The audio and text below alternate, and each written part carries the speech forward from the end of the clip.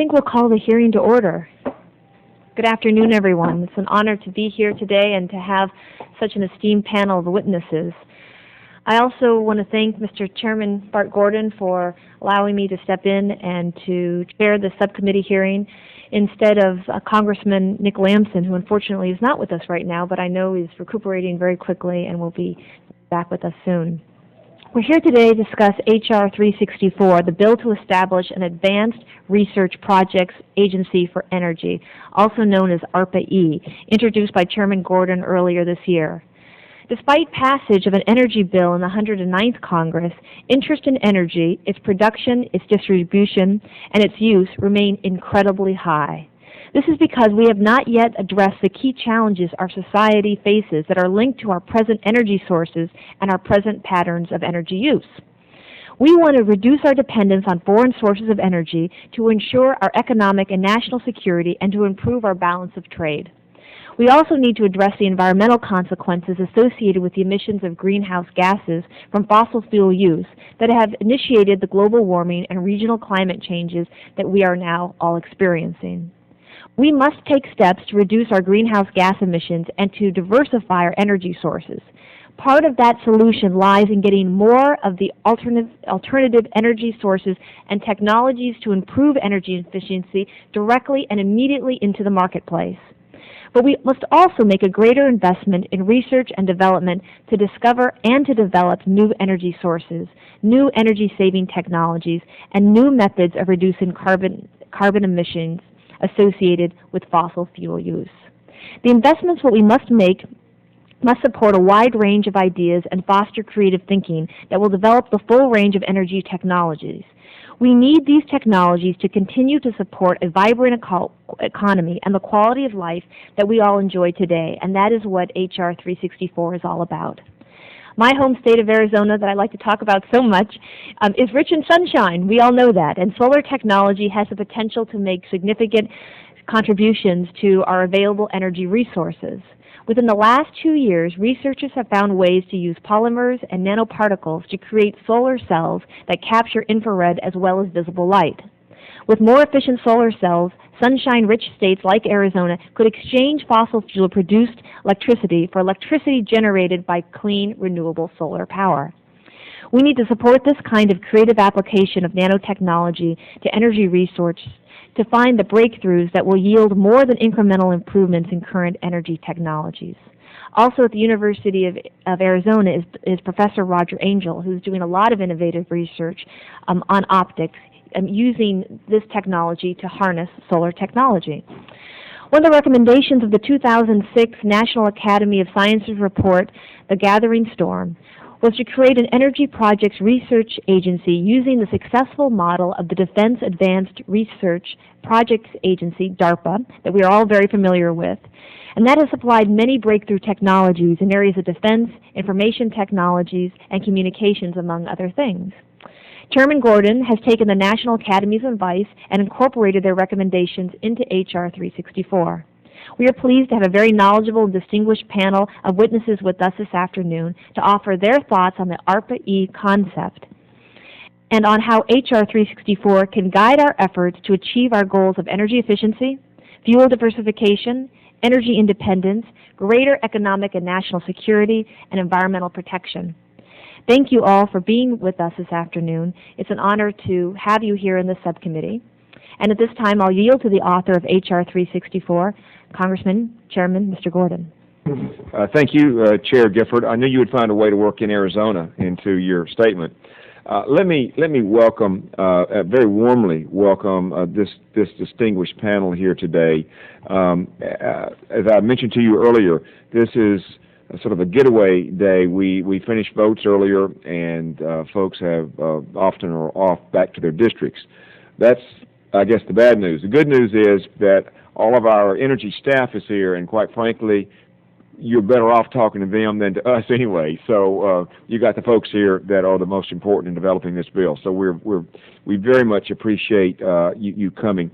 As we all know, so I won't go into it, but just a little bit. 2 years ago, approximately, the former chairman of the Science Committee, behind you there on the wall, Sherry Bowler, myself, as ranking member at that time, Lamar Alexander and Jeff Bingham, asked the National Academies to do a report on competitiveness of America in the 21st century. We didn't like the news they gave us, but it was realistic, but they also gave us some good suggestions for the future. Interestingly, yesterday, earlier we passed unanimously out of this committee the math and science recommendations. They passed almost unanimously on the floor just yesterday. We have come out of committee unanimously with the research suggestions in terms of increasing the amount of funding to NSF and NIST yesterday, and they'll be on the floor next week. And so we're moving forward. But this is an important piece of that. The other piece was, I won't say energy independence, that's going to be a little much to ask for, but to reduce our dependency on foreign energy. And ARPA-E was their suggestion. I unashamedly plagiarized it, and we put it into legislation last year. We reintroduced it this year. We are here with you today to help us fine-tune it, to make it as good a bill as we possibly can, because it is very important for this country, and we thank you for being here. I, previous to this committee, set up something called Call Your Congressman. So I sent out letters to about 85,000 homes to call me these next 2 days, and so we've been doing that, and I'm going to have to go back and do some more of that. One thing, and I'm going to ask you something a little bit controversial as you give your input. We live in a pay-as-you-go world now here in Congress, which I think it makes things difficult. We would like to have doubled the National Science Foundation sooner than 10 years. We would like to have doubled NIST in a quicker time than 10 years. But we're trying to, again, we're on a pay-as-you-go budget, so it's more difficult. And so we have to think in those terms. And one of the things that I would like to give some thought to is recruitment of some of the funds. And I know that probably you're all, in all likelihood, going to be opposed to that one way or the other. But I think that if we, in the political sense, thought almost of our investment as somewhat of a revolving fund over a long period of time, it would make it easier for us to get additional funds. And I know this is something that's not often used, and maybe Mr. Denniston probably might best speak to some of that, whether there could be a way to structure it where the federal government could take a share or some, maybe at the end. Don't you wish we had a little bit of the internet? Some of that we wouldn't have to go pay as you go. We'd have it already. But the point is, is there a way to structure this in a responsible way that does not disincentivize people from investing and getting involved in this, and that would help us in a political sense make it more palatable to put more dollars in up front, and it won't be a completely revolving fund, but to be able to maybe to put some more in that later. So in my absence, I hope that, and you can all badmouth it because I'm going to be gone, but if there's anything, if there is a way among all the bad stuff that you might think about how we might do that, we would like to have that for that information. And again, we welcome you all here, and thank you for joining us. And I yield back my time. Thank you, Chairman Gordon. At this time, I'd like to yield to our distinguished ranking member, Mr. Inglis, for an opening statement. And I thank the chair and thank the chairman of the full committee for holding this hearing on the establishment of an ARPA-E. I think we share the same vision, America serving the world and succeeding as a leading technological innovator. We also share the same goal, creating incentives for technological advancement.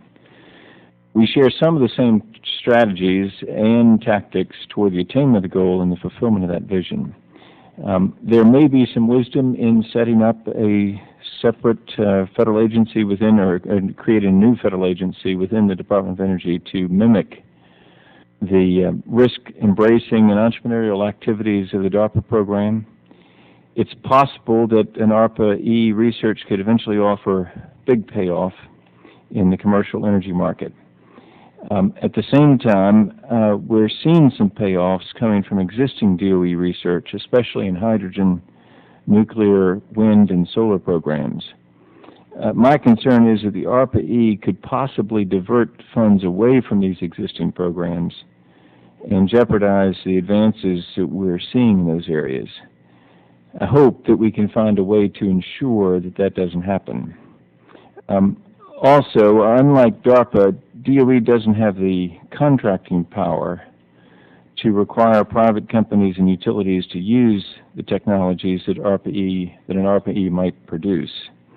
We're still not sure how best to clear the hurdle from basic applied research in our national labs to applying that research in the commercial market.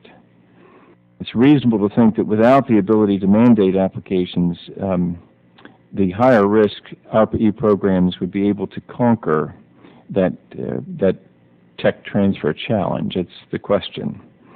So hopefully these questions, the one about whether it would siphon off funds and the one about whether the lack of contracting power will affect the success of an ARPA-E, are two questions that we can discuss here today, as well as refinements to the bill. In any event, I think we can all agree that science and technology holds some of the solutions to the most pressing problems that we face, especially our dependence on fossil fuels from the most unstable regions of the world make us a nation at risk. We must break through to alternative sources of energy, and I hope that ARPA-E, if we create an ARPA-E, that it can be a big part of that story of success and progress. So thank you again for holding the hearing, and I look forward to discussing these questions and hearing what the panel has to say about a new ARPA-E. Thank you, Mr. Inglis. And if there are members who wish to submit additional opening statements, their statements will be added to the record. At this time, I'd like to introduce our witnesses. I'd like to start with Mr. John Denniston, who is a partner at the venture capital firm of Kleiner, Perkins, Caufield, and Byers, where his portfolio includes investments in clean energy and green tech businesses, and has a particularly valuable perspective as an experienced investor in cutting-edge technologies. Mr. Denniston recently met with Governor of the State of Arizona, Janet Napolitano, so hopefully we'll have a chance to hear a little bit about that as well. Our next witness is Dr. William Bonvillian, and he's the director of the Washington office of the Massachusetts Institute of Technology. Previously, he served as legislative director and chief counsel to Senator Lieberman, where he worked on, among other things, the establishment of a DARPA-like program at the Department of Homeland Security. Dr. Stephen Forrest is the vice president for research at the University of Michigan. Dr. Forrest has held a number of positions in academia and industry, and we look forward to his discussion of the role of university and industry partnerships in energy research and development. Thank you for being here, Dr. Forrest. And our final witness is Dr. Richard Van Atta. He's a senior research analyst with the Science and Technology Policy Institute of the Institute for Defense Analysis, and one of the preeminent experts on the ARPA model for technology development. And our witnesses should know that spoken testimony, we like to try to limit it to about 5 minutes, but obviously we're going to give you the time that you need. And we have questions, and I'm looking forward to a really good dialogue. So let's get going with Mr. Denniston. Good afternoon, Chair Giffords, Ranking Member Inglis, Chairman Gordon. I'm John Denniston. I'm a partner with the venture capital firm Kleiner, Perkins, Caufield, and Byers, based in Silicon Valley, California. I'm honored to be here today. Kleiner Perkins is a founder of TechNet, a network of technology entrepreneurs and CEOs, and a member of the National Venture Capital Association. My testimony today reflects my own views. Together with so many other Americans, venture capital professionals are deeply concerned about the risks to our nation's welfare posed by our energy dilemmas. We see three distinct challenges, each of them urgent: the dangers resulting from climate change, our foreign oil dependency, and the risk to American competitiveness if we fail to lead the global race to develop clean energy technologies. Yet we also have faith these challenges present new opportunities to create jobs and prosperity. Over the past 7 years, at Kleiner Perkins, we've focused on a new industry dubbed green tech, which encompasses clean power, transportation, and water.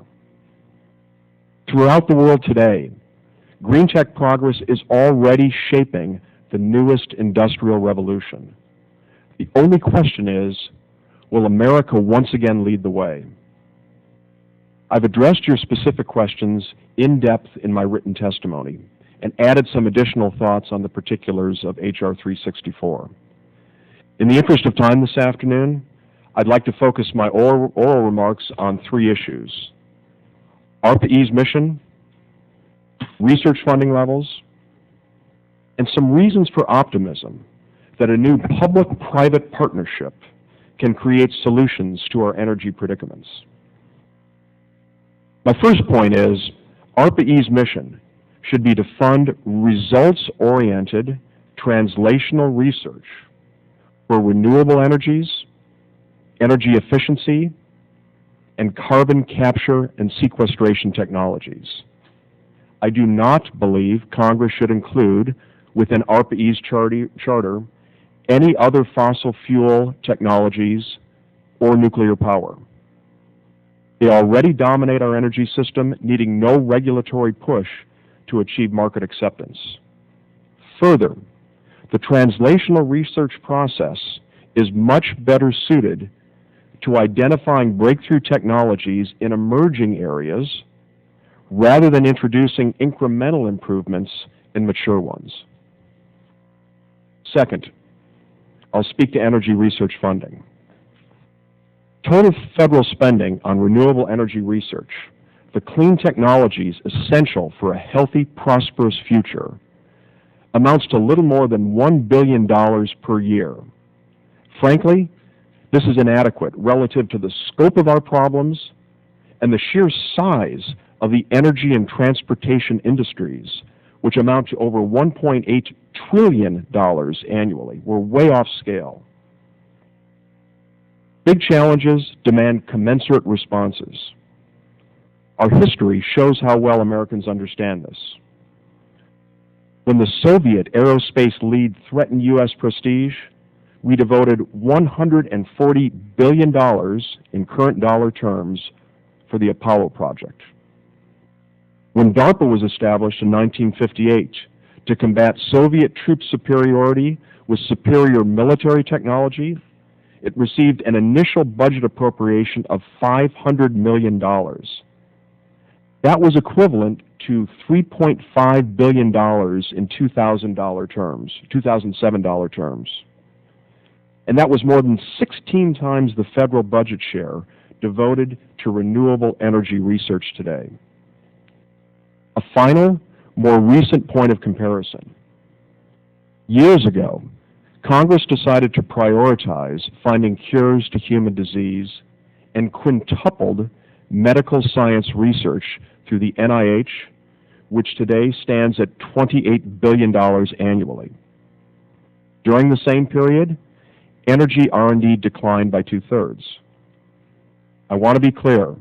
This is not to suggest that the NIH budget should be reduced. That would be a mistake. My point is, current federal renewable energy research funding, and with all due respect, the proposed funding levels under H.R. 364 are dangerously deficient. I do empathize with the difficulty of finding new appropriations in the current budget environment. We can discuss that, Chairman Gordon, afterwards. But we simply must find a way to treat our energy predicaments as a top national priority. Finally, I'd like to speak to the economic opportunity for the United States.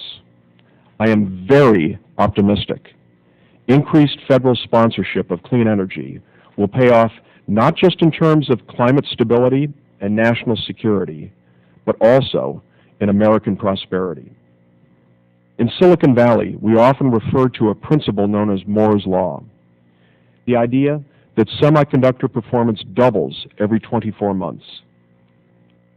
This rule is the fundamental underpinning of the information revolution, and today we're seeing something remarkably similar in the energy field. A rapid cost reduction curve promising exponential growth and technological solutions we can't even imagine today. American scientists are ready to innovate our way out of our energy dilemmas. But the speed at which they do so will depend on government policy that is as bold and creative as they are. I'm grateful for your leadership with this initiative today, and I'm happy to be at your disposal to help build a cleaner, more secure energy future that will allow America to lead the next industrial revolution. Thank you, Mr. Denniston. Next, we're going to hear from Mr. Bonvillian. Thank you, Madam Chairman, Ranking Member Inglis, Chairman Gordon, members of the subcommittee. I appreciate the opportunity to talk with you today. I want to note at the outset that the views I'm going to talk about are not necessarily those of my employer, MIT. Let me first discuss for a second the energy technology challenge. John has summarized that this is a high-stakes challenge. Some have called for a Manhattan project, some have called for an Apollo project. Those famous technology development projects were focused on single technologies primarily to be stood up in a comparatively short period of time with a single customer with very deep pockets, the government. They were not designed for deeply embedded, stratified, highly competitive private sector markets. We are going to need an array of new technologies launched over a period of time, and there is going to be no short-term single energy silver bullet. You know, getting to the moon in some ways starts to look fairly simple given the complexities of the task that we have in front of us.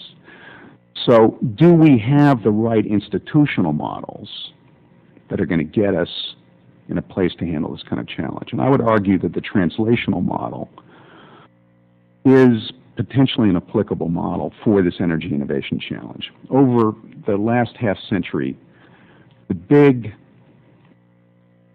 problem that we've had in launching new technologies has been to bridge the valley of death between the research side and the innovation side.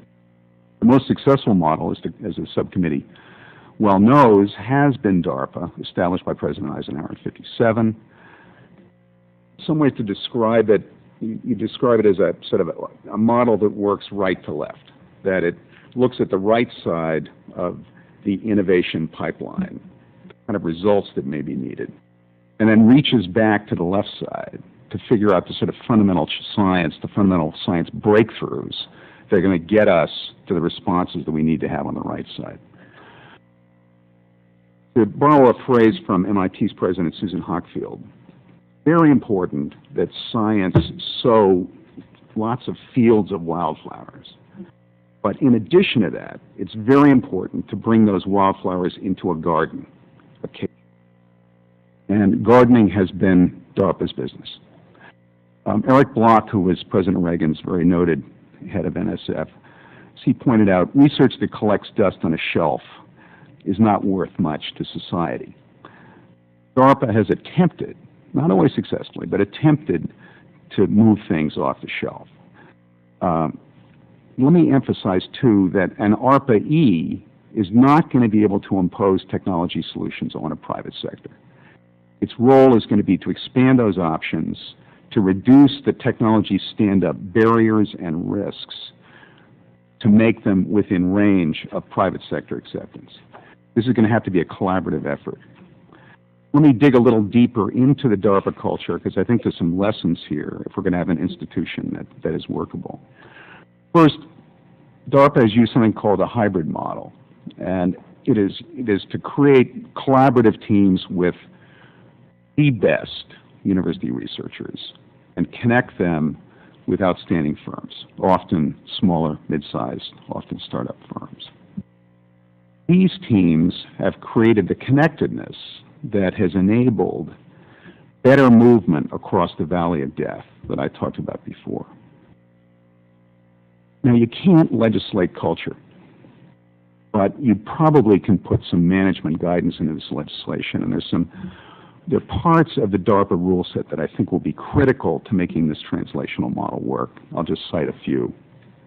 Keep it small, keep it flexible, make it flat, non-hierarchical, allow the entity autonomy and freedom from bureaucratic impediments, get a world-class technical staff, create outstanding teams and networks among the researcher teams, ensure in hiring both continuity but change, put the leadership in the hands of outstanding program managers, emphasize acceptance of failure and willingness to take risks, set an orientation to revolutionary breakthroughs, and create a mix of connected collaborators that represent a series of disciplines that come to bear on problems.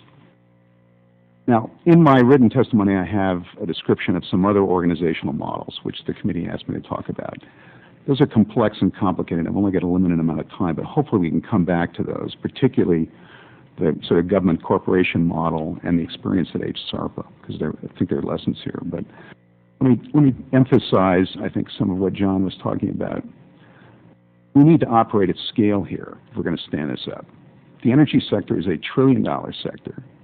A modestly funded R&D effort is just not going to drive transformational shifts.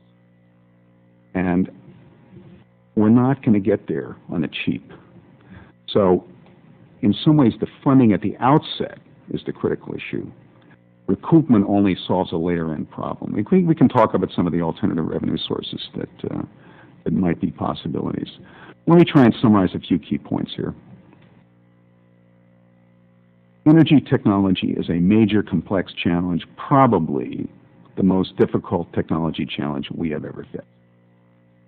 There's a gap in our federal innovation institutions for energy, and we'll call that a translational research gap. A way of filling that is to follow the DARPA-like model with an ARPA-E, build it around a translational model that combines, in this hybrid, great university, great firm researchers. Make them compete. The culture of DARPA is going to determine its success, not the legislative framework. So getting that culture right is crucial. DARPA could be stood up inside DOE, it could be stood up outside it. In either case, it's probably going to have to follow what's known as an island bridge model. You want to allow this entity a substantial amount of autonomy to be creative, but it has to be connected back by a bridge to leaders that are going to encourage it and protect it and ensure that it's got support and funding. So you need the island and the bridge. Energy R&D is underfunded, and ARPA-E is going to need to operate at significant scale to achieve success. And I think we should not do it unless we're prepared to meet that challenge. And ARPA-E is not going to focus on short-term problems. We have a long-term focus that we need to tackle here. Thank you. Mr. Bonvillian, Dr. Forrest, please.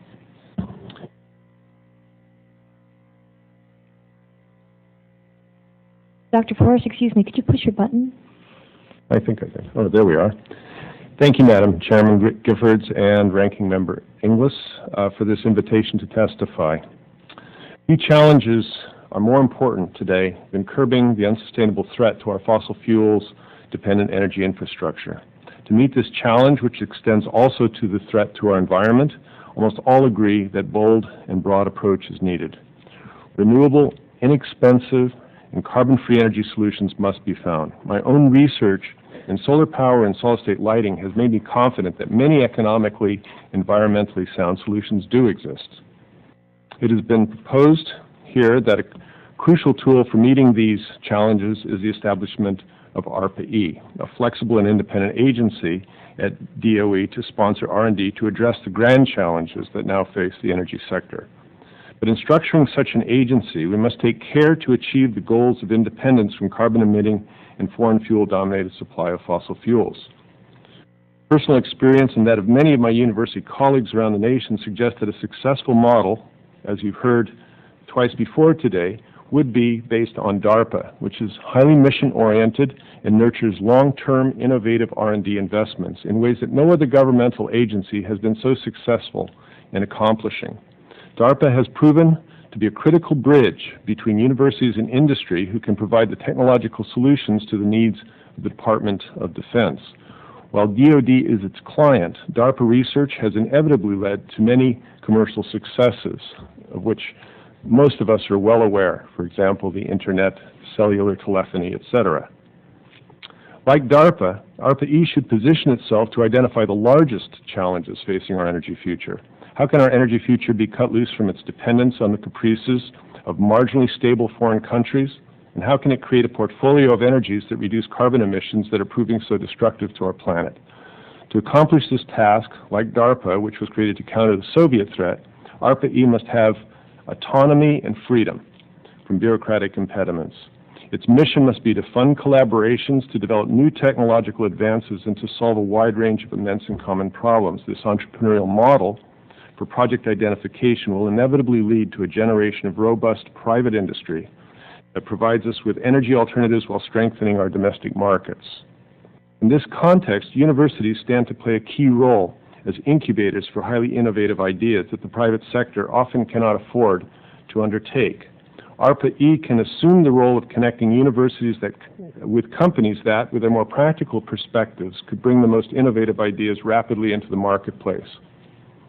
I would point out that DOE's current research portfolio, managed by the Office of Science, is critical to advancing innovation within the energy sector. Indeed, DOE provides 2/3 of federal investment in the physical sciences and supports thousands of researchers in fields such as computer science, engineering, and material science. However, today's energy predicament needs a new perspective. Primarily, DOE's research structure is almost completely focused on funding the many superb national labs. While the labs are vital in areas such as nuclear weapons development, fundamental physics, and material studies, these large-scale facilities are not organized to conduct high-risk transformational research, whose function is primarily in changing the energy status quo in an agile and unbureaucratic manner. Furthermore, programs in which universities and national labs are both allowed to compete are often dominated by the immediate need to fully support operation of the labs. As a result, universities in the private sector are often inadequately resourced to effectively contribute to solving larger problems, thus discouraging the novel ideas that naturally emerge from their research. Returning to the DoD model, DARPA rapidly brings innovation to the military community at comparatively low cost by focusing almost entirely on universities in the private sector. For example, over the last 10 years, less than 5% of DARPA's budget has gone to DoD labs, the remainder being split about 2-to-1 for industry and academia. To achieve the same success, ARPA-E must follow a similar model. Its focus must be on moving innovations from universities into industry and then from industry into the marketplace. The lab's institutional knowledge, however, should and can play a constructive role by helping ARPA-E define the very challenges that need to be addressed, then subcontract these projects to the most innovative and cost-effective bidders. The depth of knowledge in the national labs has long played this role of guiding energy research. As advisor to ARPA-E, it will continue to deepen and strengthen to our nation's immense profit. To accomplish its mission, DARPA-E cannot be subordinate to other DOE entities. The agency's director should report directly to the Secretary of Energy, again following the highly successful DARPA model, where the director reports to the Secretary of Defense. Also, a cap on personnel and short terms of service would keep ARPA-E dynamic and would ensure a continual infusion of new ideas. Obviously, adequate funding is essential. In tough budgetary times, this will be hard to come by. But changing our energy dependencies is critical not only to our national security, but also to our economy, and our global competitiveness. Hence, the time to act decisively is upon us. In addition to Congress providing appropriations that would not be found by taxing existing DOE agencies and labs, independent revenue streams should be considered. Thank you again for this opportunity to testify. I look forward to contributing further in this debate. Thank you, Dr. Forrest. Dr. Van Atta. Thank you very much, Madam Chairman and Congressman Inglis. I kind of come at this from the standpoint of a historical perspective and I guess also security perspective, since I'm been involved in national security issues and concerns for most of my career at the Institute for Defense Analyses and now at the Science Technology Policy Institute. My testimony here is, on my own views, not of those two organizations. We've heard a lot about the interrelationship between the universities and the private sector and finance here. In fact, the generation of this community of interest around key crucial problems is one of the major advantages, and I would say one of the major breakthroughs in terms of innovation that DARPA created for the country. In fact, one of the examples is the relationship between Stanford University and Kleiner Perkins with the development of a program at DARPA, by DARPA, called the Stanford University Network, which became Sun Microsystems. Just an example of one of many of these types of fundamental new relationships that was created and the new products and capabilities that came from that. My testimony covers the following questions. First of all, how similar are the types of research that DARPA has engaged in over the past and the issues of addressing energy and environmental concerns? Second, what are DARPA's key organizational features that have contributed to its success, and could those features be replicated within the political and economic environment surrounding energy and environment? Third, are DARPA's cultural features, which Bill Bonvillian specifically referred to, and central to DARPA's success, replicable within the energy environment? Others have recognized that energy and environment are issues that are very different in some ways from that which DOD and DARPA confronted. We had a well-defined known enemy that galvanized our issues and concerns that, in fact, we could say our nation's future was at stake. I think the panel here has tried to make something very clear, which I try to make clear in my classes at Georgetown on emerging technologies and security. And that is, energy and environment now is a security issue, fundamental energy security issue that is worth the kind of investments and focus of our attentions that we are talking about today. My testimony covers several things that are sort of historical in nature in terms of the DARPA model. What is the DARPA model? Also the basic question of which DARPA. Because one of the things which many people don't realize or understand is that one of the key elements of DARPA is its flexibility and adaptability.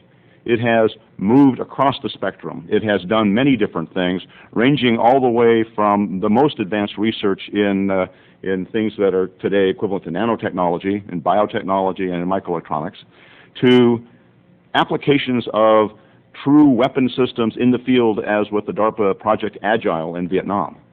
So it is a mistake to say that DARPA is only one thing. It is a flexible, adaptive entity seeking to apply the best technological innovation to the most daunting problems in the defense world. DARPA's successes are well known. We've talked about the internet, their standoff precision strike, their stealth. One of the most impressive things about those is the range that they encompass. The other thing is the scale that they encompass. Stealth itself, implemented in 4 years by DOD after the Have Blue proof of concept demonstration, changed the way in which we confronted the Soviets and, in fact, created a secret weapon. The internet, through the iterative development of new technologies, was based upon J.C.R. Licklider's vision of man-computer symbiosis. We're still getting there. So we have to understand that these are all based upon visions and scopes of change state capabilities that would make a fundamental difference.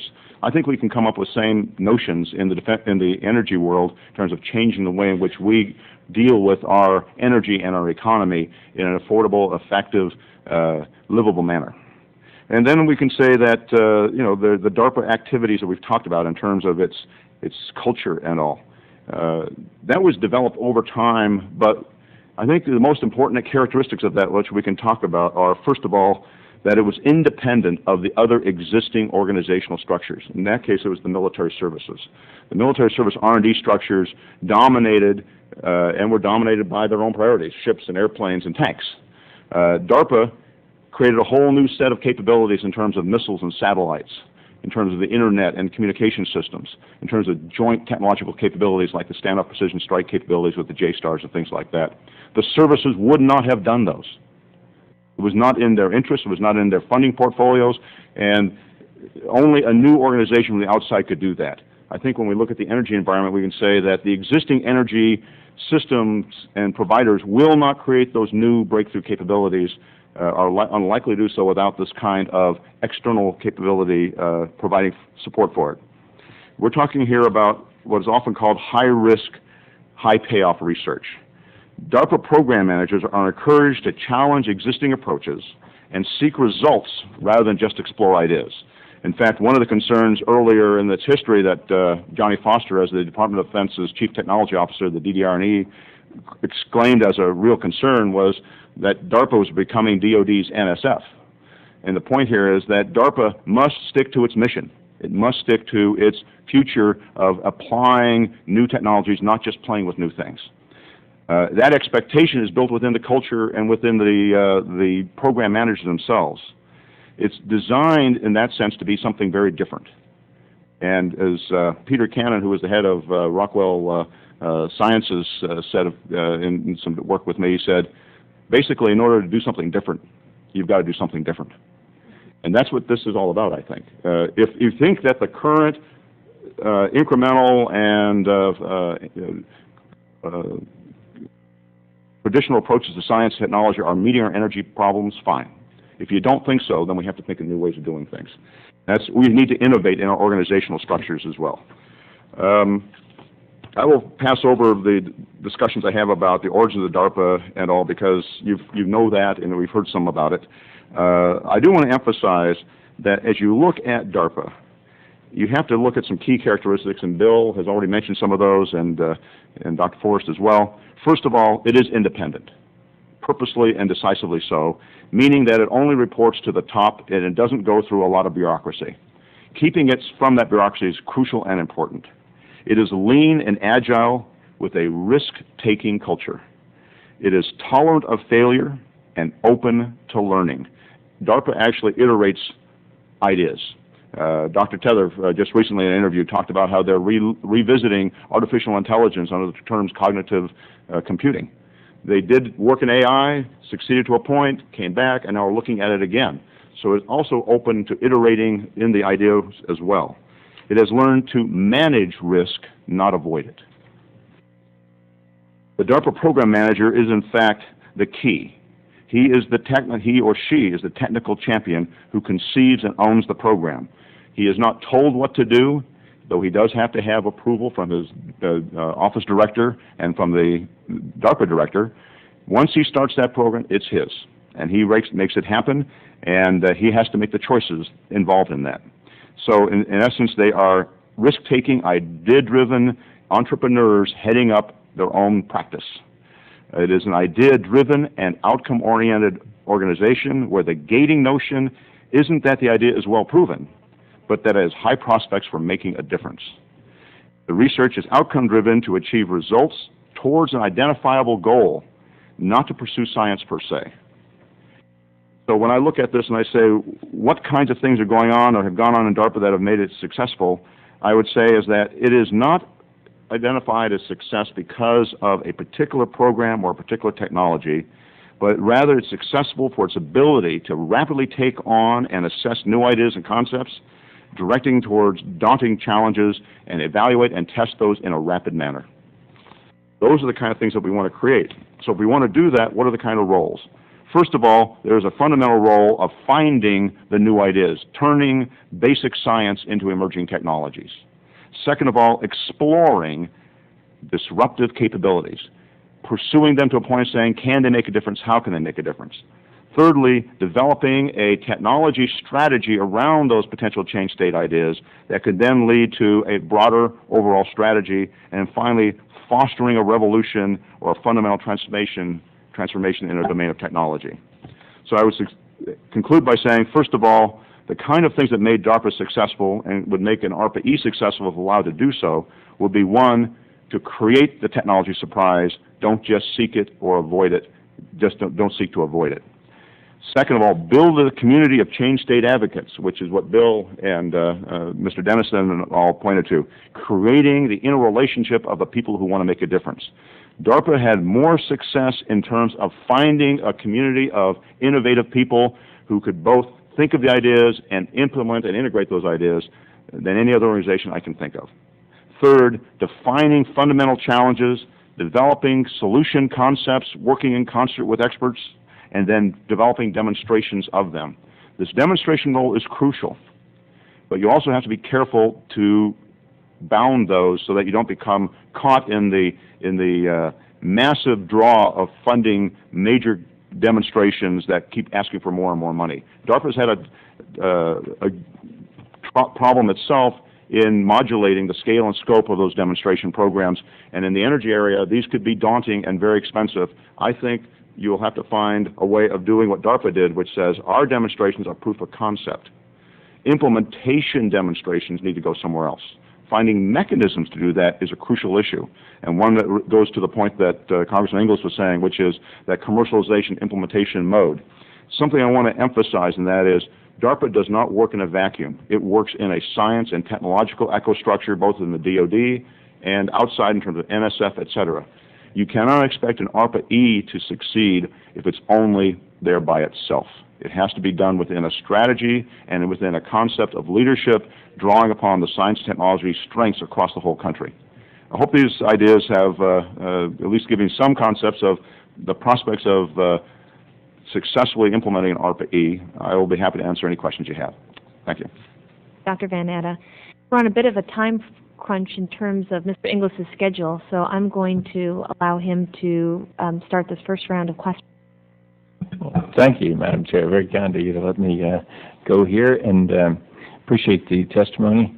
Mr. Denniston, you said something interesting that nuclear shouldn't be included. The things that I've heard lately about nuclear are that it's been a long time, of course, since we built a nuclear power plant.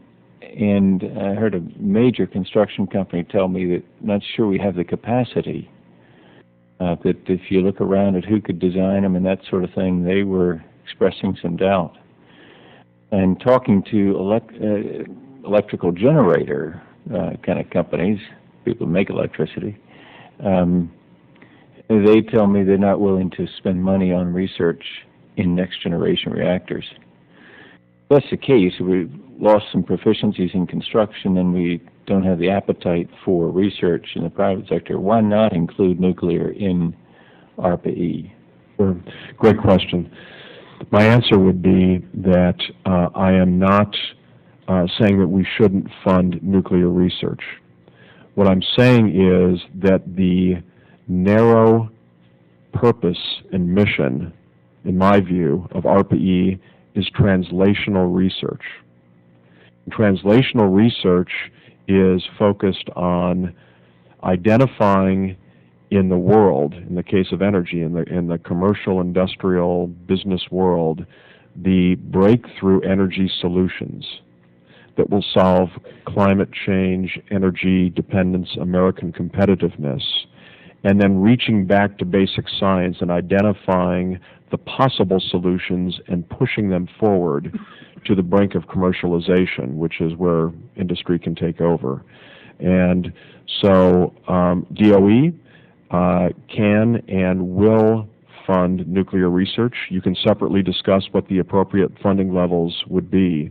To the comments that have been made by the panel, the importance of having a focused mission and of having a consistent culture and a small, flat, risk-taking organization are critical to the importance of ARPA-E as those factors were to DARPA. And for those reasons, and what I also said in my testimony, Congressman, is that translational research is best suited to identifying breakthrough technologies in emerging fields and not really designed for incremental improvements in existing ones. I mean, we're here in the Science and Technology Committee, and of course that means that we want to provide these breakthroughs or be involved in the breakthroughs and help as we push through the barriers. And maybe at Energy and Commerce they regulate things that already are in existence. But there is sort of a chicken or egg question here, I think, and that is whether there's technology already available and what it takes is market forces to force them into a position of being viable in a commercial marketplace. And to some extent, we don't want to do science projects. We actually want to, they're fun and very valuable, but we want to actually get the technology into the marketplace, right? So anybody want to take a shot at whether that's what we're successfully doing here or whether really what we should be talking about is some kind of dealing in the marketplace in terms of the price of gasoline and things like that that make it so that technologies would suddenly become very viable. I'd like to make a comment on that, if I may. I tend to agree with part of your question, which is, do we know the scientific and technological routes to make clean energy? The answer to that is, by and large, we do. Is it affordable? No, it is not. We're competing against fossil fuel. It's not an even playing field, but that's not the point. We're dealt with the playing field that we have. So the real question is what are the science and technology breakthroughs that will make these solutions affordable? And that is what an independent ARPA-E will do, because it tailors, it brings the innovative engine together with the commercial engine, and you get it to be pulled into the marketplace very rapidly. So, no, we're not at all advocating, I don't believe anybody on this panel is advocating that we create another NSF. That is really, that creates the fundamental base of the technologies that we're talking about. What we're looking at is, and I think Mr. Denniston said it very well, it's this partnership, this translation that takes us from that basis to a market-effective economy. And Dr. Forrest, you sharpened that question very well, because I don't want to sound like I'm opposed to basic research. In fact, here on this committee, we're very excited about basic research, because who knows where it'll lead, but it gives us opportunities to pursue. But you're on to really the better, more precise question. That is, if you internalize the external cost of those fossil fuels and made it so the market properly evaluated those, then the question is whether some of those technologies might suddenly become viable. Well, right? They certainly would. Mr. Inglis, you have asked a very important question. I think the underlying issue here is that there's a variety of things we're going to have to do. Very complex area of trying to stand up technologies within deeply established sectors. And part of that is going to have to be looking at the whole pricing situation, and someday we'll do that. There's a series within that, though. We have to get the innovation system right, too. We don't have the innovation system serving up opportunities, if we deal with a macro pricing system. We're still going to be completely behind the eight ball. If we don't have innovation opportunities that the sectors that are going to have to adapt see as ways out of their dilemmas, we're just not going to get there. So I think the function of this committee is a crucial one in this mix, which is to get the innovation system in the kind of shape we're going to need to allow these opportunities to happen. There's a series of problems as I see it in the technology stand-up area. I mean, the first set of problems, and to some extent we've emphasized this, is taking those opportunities to stand up sort of disruptive technologies that are going to be in new areas and not necessarily compete with established sectors. And there's a lot of those, and DARPA has done that brilliantly. I mean, it's sold into the Defense Department, but it's also launched many technologies into the private sector using that model. But then in the energy sector, we've got these other problems. A lot of what we stand up are going to have to be components in established sectors. So you think of a battery in a hybrid. That is going to be a component in a larger automotive system. You think of capture and sequestration. Those are components in a much larger utility sector. Some of those sectors are going to be game for adapting new technologies. Some aren't. Some are going to resist this change and resist it in very tough-minded competitive ways. So we're going to have to figure out how to weave through those areas. I think a translational research entity can play a role, particularly in those sectors where adaptation is going to be accepted. But at least we can have technologies for the full range. I mean, there's two other fundamental problems here. One is in the efficiency side. Some of that will be breakthrough opportunities. Some of it's very incremental, probably not a role for an ARPA-E. And then there's a deep manufacturing process side that gets to your point about cost. One thing that DARPA has done an interesting job in occasionally over the years is look at how to drive down manufacturing costs. It is a very sophisticated technology problem. It's a very sophisticated R&D problem. A lot of DARPA's work in bringing IT into the manufacturing process has produced huge payoffs for other sectors as well. in order for a lot of the new technologies we're going to need to compete, there is a manufacturing process task that we're going to have to, and this might be an interesting task, at least the breakthrough parts of that for an ARPA-E as well. So I think there's a series of roles as you begin to break down the jobs that we need to get done in this complex sector. I think there's a series of roles an ARPA-E could play.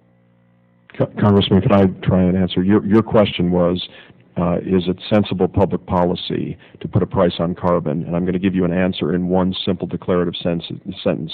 Emphatically, yes. I believe that is the single most important thing that Congress can do. Research is really important. We've got to do that. But we have a free externality now that needs to be changed. I think I gave you 2 sentences. If I could add one more comment, going back to your prior question on nuclear. If you look back over 50 years, and you add up the federal research funding of nuclear plus renewables, it's a large sum. Of that sum, nuclear has received 96% of the total. So I believe it's time to level the playing field and give some of these renewables a shot at the market. Just one quick point. You talk about the market forces, technologies available to these market forces. That was true in 1958, 59, 60 in computers. There was a market force, and it was called IBM.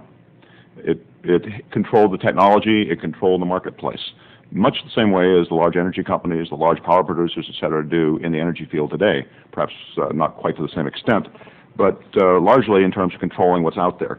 DARPA created the alternative capabilities and technology that allowed others to enter into the marketplace, and also provided some mechanisms by which those technologies actually got out into the field.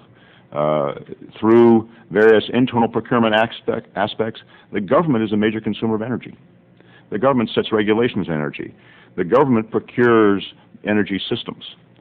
If those new ideas are coming forward and have major impact, but perhaps need to be buffered over time in terms of cost and risk, the government can play some very successful roles in spurring the adaptation of those technologies and implementation.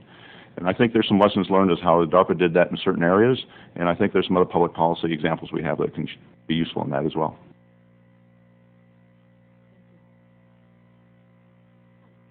This question is mostly directed to Mr. Bonvillian and also Dr. Van Atta, but certainly feel free to comment if you have some thoughts on this.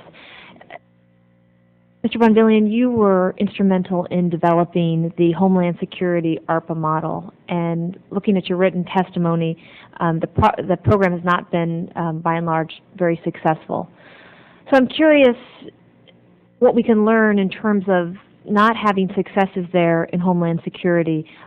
What sort of lessons can we be learned, and how are we going to possibly avoid these problems with the ARPA-E model?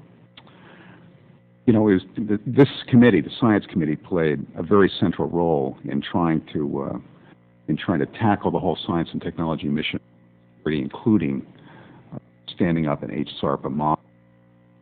So when I was working on the Hill, I worked very, very closely with involved. The committee provided HSARPA, I thought, and still believe, a strong and flexible authorization model on DARPA's strength. But HSARPA was never adequately utilized or implemented. It really exists now as a shell within a much larger organization with a very minimal budget. And while a very talented initial staff, including a number of very talented people from DARPA itself, were hired to organize the entity, it was a significant period of time, over a year, before HSARPA obtained a leader who, unfortunately, because of illness, was not able to stay in that entity for a lengthy period of time. So there was an initial leadership gap problem. I think there's a series of lessons here that we can learn. First, an innovation culture's critical success. I think the HSARPA entity had the team to be able to do that initially, but the culture of the entity that it got stood up in was not prepared to accept this. It was, in effect, being rejected as a foreign body. So having support from the agencies or overall entity in which this thing is stood up becomes crucial. Relationships with the Department of Energy, if it's stood up at DOE, become absolutely vital. This has got to be something DOE wants to do. Otherwise, it's just not going to work. And that became a problem, even though the whole S&T Directorate was new, that became a problem within Homeland Security. The ARPA-E is going to need its own budget and the ability to control it. HSARPA did not have those. Its budget was controlled from above.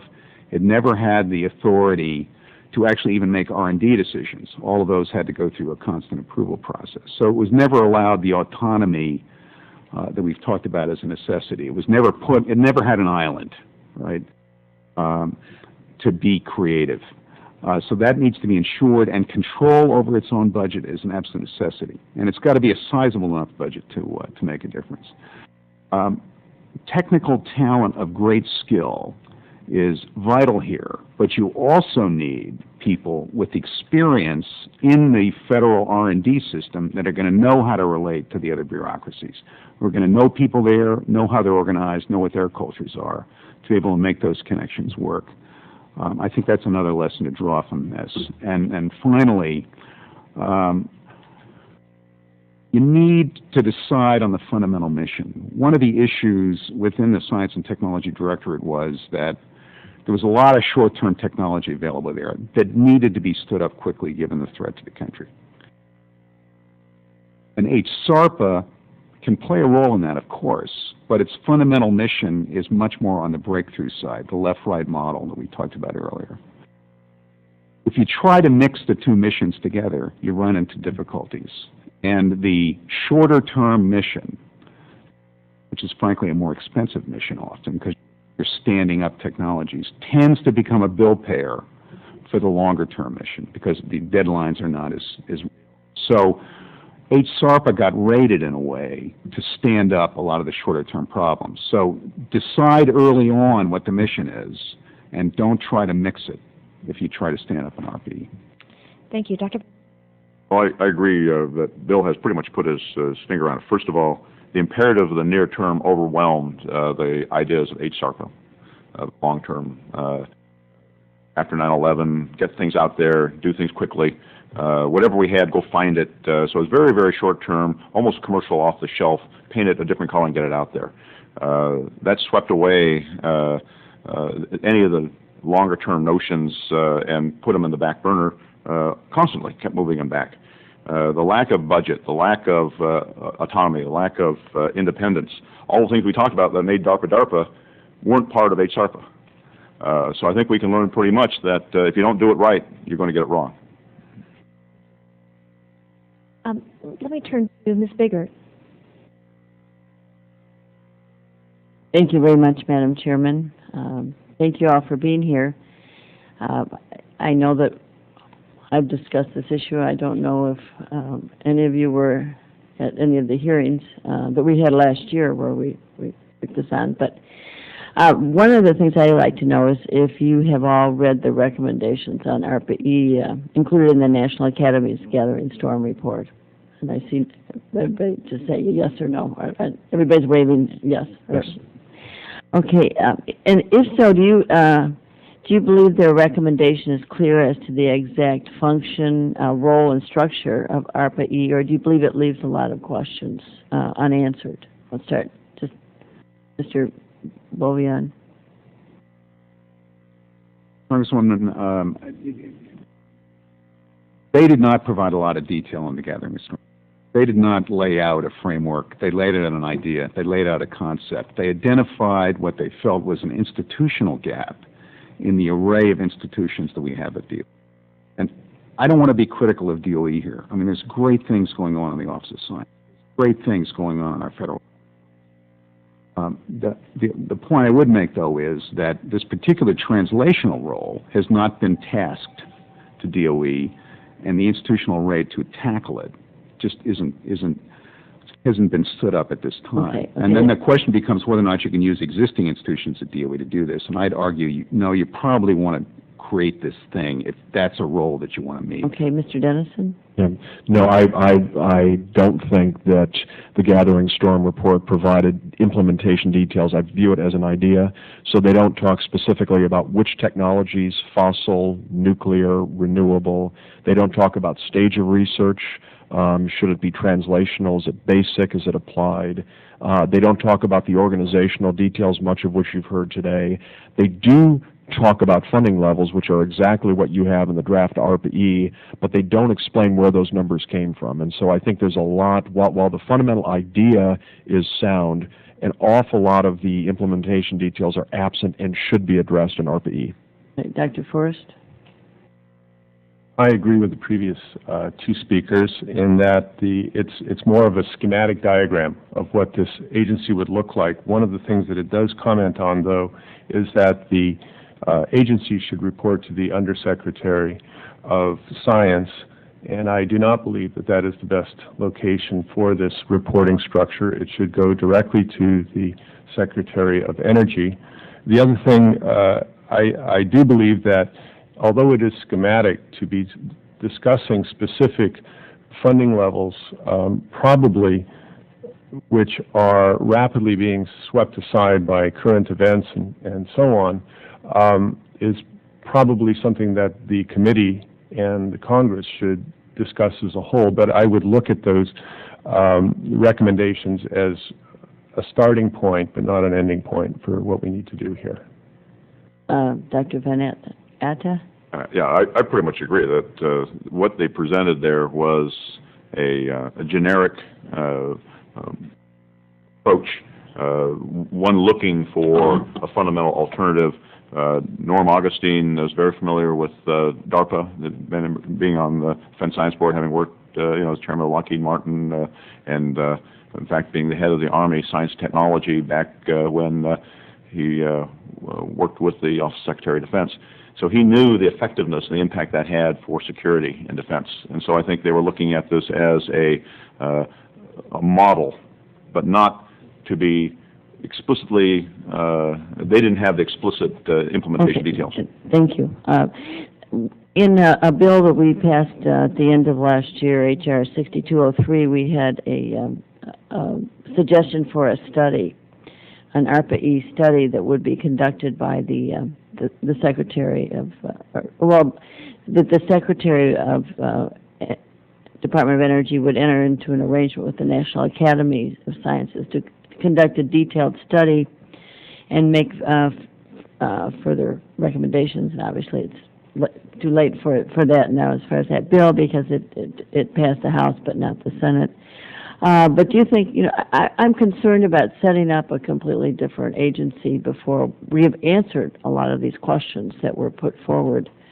As you just mentioned, that were unanswered questions before we set up a completely new agency. And there are about 5 questions, and one, to determine what everybody does now, so to know what would be the focus of the new agency, and how, to the extent that DARPA would be used as the, whether it should be used as the appropriate, whether it's the appropriate model, how research and development sponsored by ARPA would differ from that's done by the national labs or sponsored by the Office of Science or Office of Energy Efficiency, and should industry or national laboratories be recipients of the ARPA-E grants, which I think are all questions that really need to be answered before this happens. I would like to answer a couple of those questions. One were in my formal remarks where I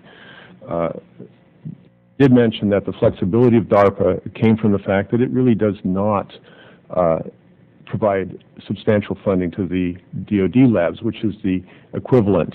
The national labs simply are not organized to be a functional change agent within our country. I think a lot of the questions that you asked are very important, but I do think we know many of the answers. I think we do know what the role of the labs are.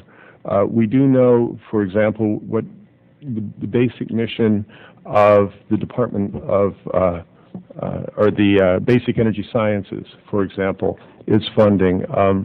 And I do believe that given the scale of the problem, there's a huge unmet need in the center, and that is this translation between idea and moving to market. And this is what has not been served traditionally. We know this quite well by the Department of Energy, and we really have to move on from that point because of the national strategic need for this, and also for the environmental. I don't think that's all, all of the question, because it's, it can be private, whatever. Let me just say that a couple of things I hear. I think that most of you seem, I think, it makes it sound like the national labs don't do anything. And to me, it was always their focus was to be the innovation, to do the basic research that is going to lead then to the transitional, to lead to the marketplace. And I think the difference between DARPA and ARPA-E is that when DARPA develops something, it has the demand. I mean, it has the demand for it because we have the military, which is then going to receive the product that's developed. What happens in the sciences is we don't know what the demand will be, and you're talking about fossil fuels. If they're not, while we're using those, we haven't been able to convince or find the demand that's going to do away with those. For example, let's take a hybrid car. Right now we're seeing the higher prices of gasoline, so people are going out and buying more hybrid cars, which is really good. But if we have offered an incentive because the price is higher, so what we have to do is to create that everybody is going to want to buy a hybrid car, and they're not going to want to use just one that has gasoline in it. With the military, they're going to determine that this is the product that's going to be used in lieu of something else that isn't as good. And that's what worries me. You set this up and say, okay, we're going to find the innovation, and that we have to. Can I throw a shot at that, Congressman? First is the question of a study. I wouldn't do a study. I think this subcommittee has the facts and the expertise to be able to decide those details. A study delays implementation, which I would be very much opposed to. On your question on the distinction that you draw between DARPA and ARPA-E, my belief is that's a distinction without a difference. And I think my view is that we are currently, today, seeing a Moore's Law effect in the renewable energy field, where wind power, the price of wind power, has declined by an order of magnitude in the past 20 years. Solar power by 60% in the same period of time. Biofuels are twice as efficient now as they were in the 80s, and that's before we've put a lot of resources, private industry and federal, on it. I can assure you that this Moore's Law, the slope of the curve will accelerate. And the objective of this is to end up with renewable sources of energy that are price advantaged over the incumbent sources. And the sooner we do that, the sooner that we will relieve ourselves of the three crises: energy dependence, American competitiveness, and climate change. I was in China over the summer, and I had lunch with the general director of their Ministry of Science and Technology on the subject of energy research. They're doing an enormous amount. He didn't tell me the amount that they're funding, but pointed me in different directions around the country. They're putting a lot of resource on this. I was in Europe last month visiting with governmental officials. There is a race to lead the next industrial revolution. In my opinion, it will be around energy. And if America doesn't lead that race, then we will pay the consequences in terms of our standard of living, jobs, and prosperity in this country. This is urgent. It's a crisis. We need to get going, in my view. Well, I think we'd all agree with you. But I would add to that we have to really focus in on nuclear energy and the recycling of the waste. And I think that we need to get going on that. And I worry that some of these other things might take, because it is going to be the cost, but in the long term it's going to lower. The cost will come down once we have developed enough of the reactors and enough of the recycling. If I could just, if I may, just wheel out one statistic. Germany has been working very hard on solar. In about 5 years, they anticipate that more energy in in Germany, will be produced by solar power than by nuclear power. The cost curves that are driving solar today are extraordinarily aggressive. And if we stay on this track, by the way, there are some very large American suppliers of that German solar energy, which is good news.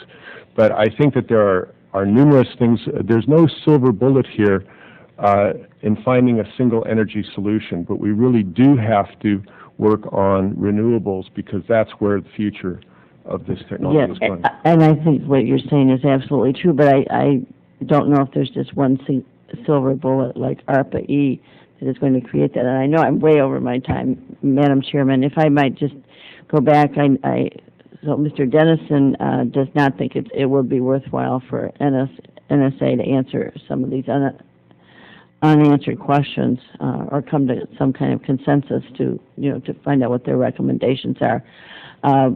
Mr. Bonvillian, how do you think that NAS should do a study, or there should be any answers? Congresswoman, I think we know a tremendous amount about the DARPA model. We understand what that is. I think that I think that there's a fair amount of understanding, including in some circles at DOE, that this translational role is not there, is not within the current institutional rate. Not anyone's fault, it just happens to be a gap there. I think that the critical decisions are really, are we going to fill that institutional gap? And are we going to allocate the resources necessary to fill that gap?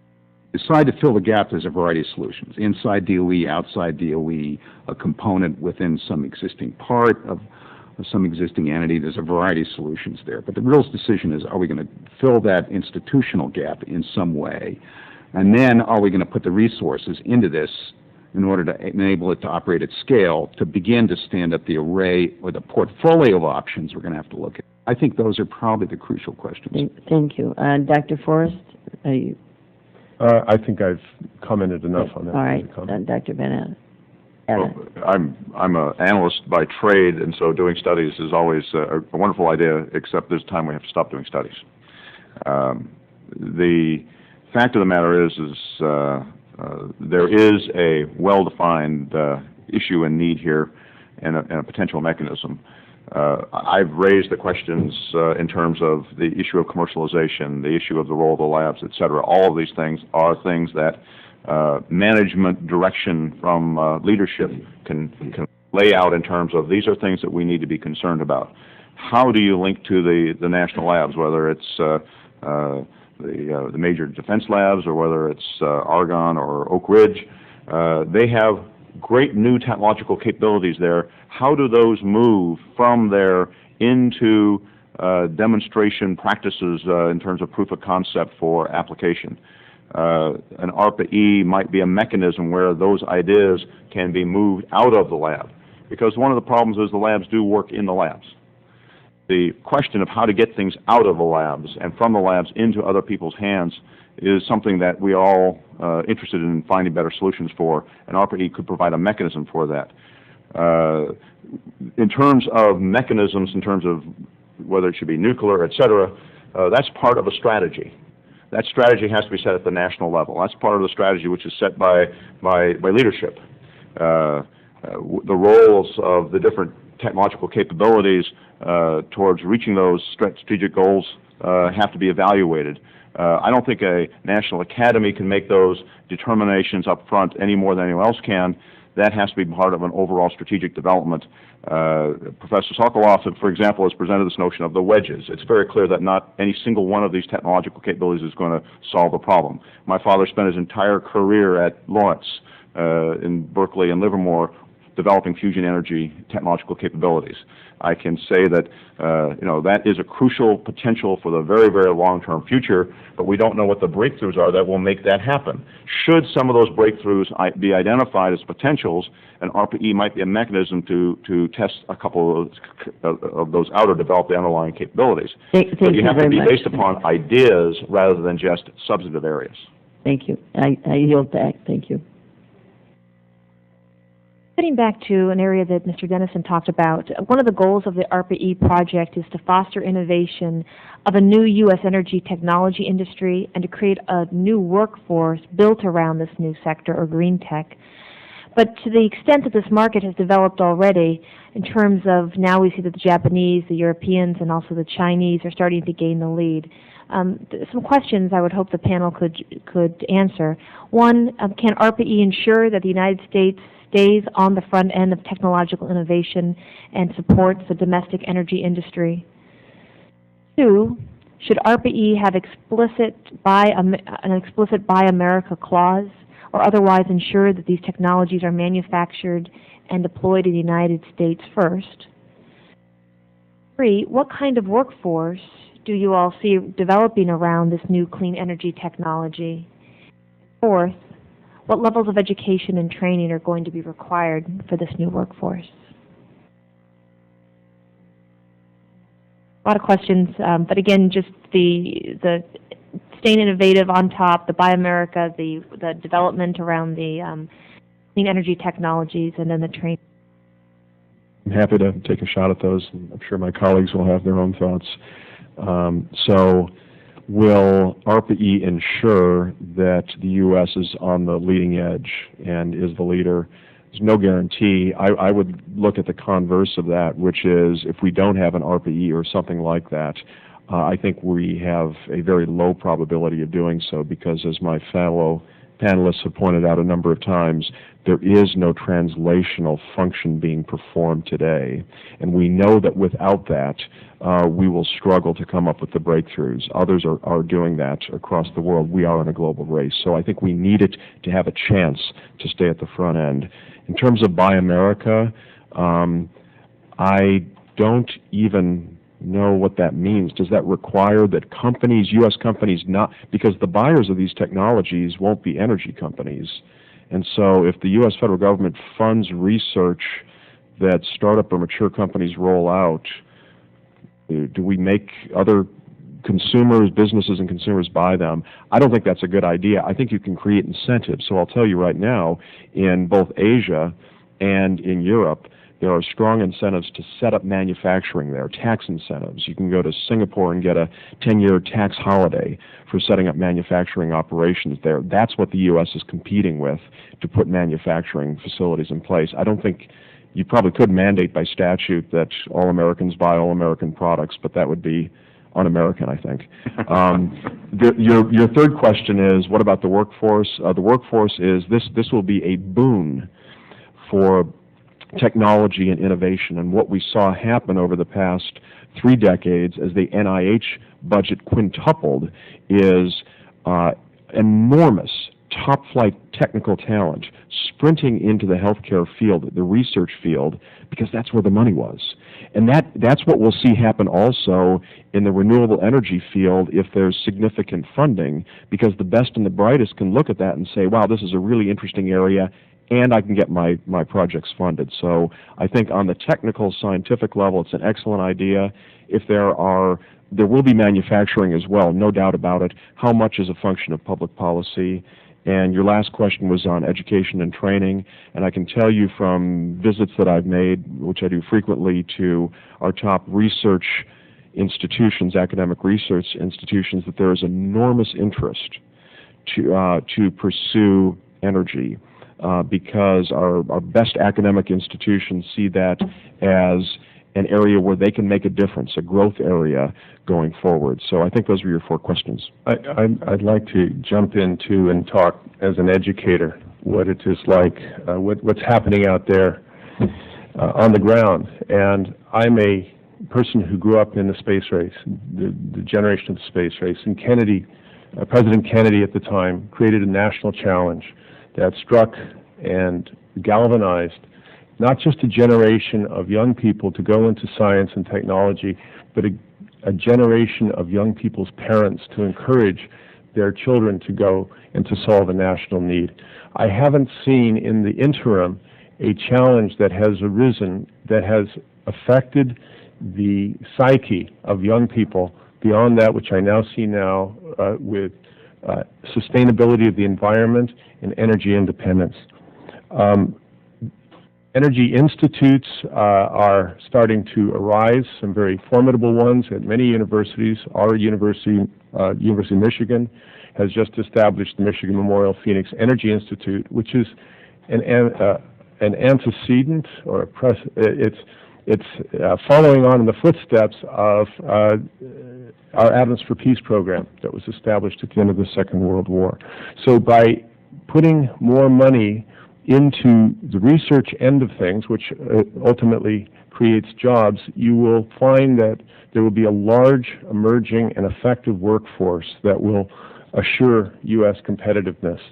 Just establishment of an agency does not do that, but DARPA has had that effect very much so in establishing a generation or multiple generations of young people who have gone into the technologies that have been generated out of DARPA. And I believe that we are today reaping the benefits of those changes. One last point is that if you look at American funding of alternative energies and alternative energy research, over the last 20 years, Japan has been ahead of us. Over the last 10, Europe has been ahead of us. They have very rapidly increasing budgets in these areas. Ours is flat or declining in some areas. So I think that if you really talk about the long-term competitiveness of this nation, which is coupled directly into our standard of living, this is the place we really have to draw the line and make some commitments to for the long term. I wonder if I could add a... Oh, go ahead, sorry. Well, let's start with Dr. Van Atta and Sure. proceed. It's interesting, on the ARPA-E ensuring our leadership. A few months ago, I was over in Japan at a Japan-U.S. climate change forum, a informal working group. I explained, as similar to what I did today here, the DARPA model and how it worked and how it might work in the energy area. And the Japanese, all very bright young technical people from METI, their Economic and Technology Institute, were both jealous and astonished. They said, what a wonderful thing, we could never do that here. And basically with the notion that that's something that gives us a fundamental advantage relative to them. They have other advantages, one of which is they're very, very aware of energy prices and they're very, very aware of their environment. As far as explicit Buy America, the world doesn't work that way. If you're going to make these technologies and make them work, it's got to be global. It's got to have global impact. We have to be the leaders in global technology. Finding ways of creating the best so that the world comes to it for affordability and quality is what we have to do. Legislating it won't make it happen. It doesn't work in DOD, and it won't work here either. As far as the workforce, we're talking about bioengineering, nanoengineering, materials, even old technologies like physics and chemistry. All are going to come to play here. They're going to regenerate and recreate a whole new areas. And then you're talking about product manufacturing, GE and windmills.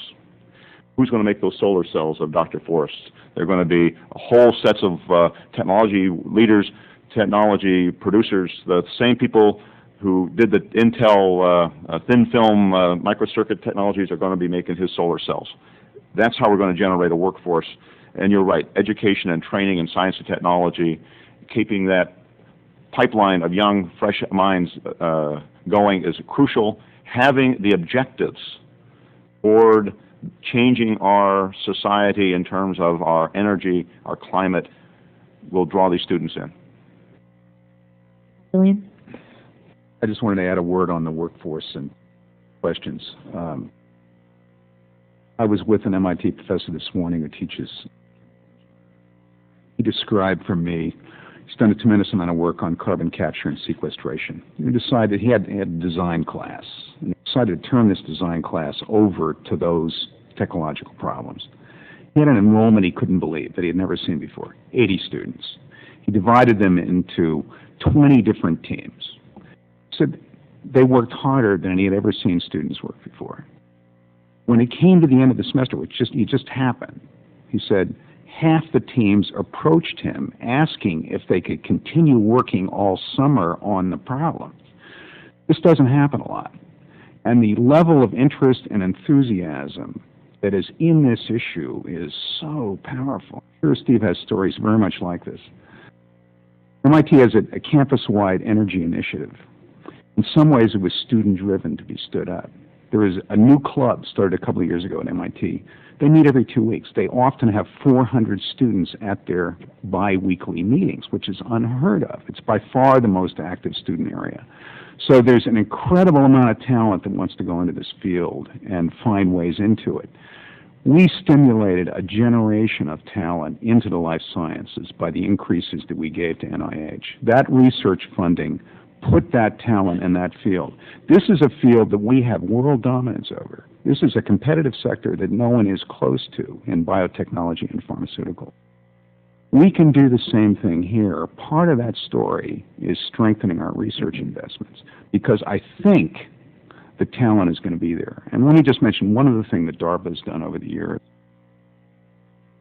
As Dick pointed out, there are many DARPAs, and there's issues now with DARPA in some ways. But over the years, DARPA created a tradition of what it called DARPA hard problems, really hard problems. And the nature of those tough problems just drew talent, sucked talent into them, and produced incredible stuff over the years. And one of the interesting things about an ARPA-E model is that you can create, if you're working on a breakthrough revolutionary technology model, you can create those DARPA hard problems and draw a whole generation of talent in to attack them. And these are the challenges of our time. Just to clarify, in terms of the Buy America label, like I said, one of the goals of ARPA-E is to focus on the U.S.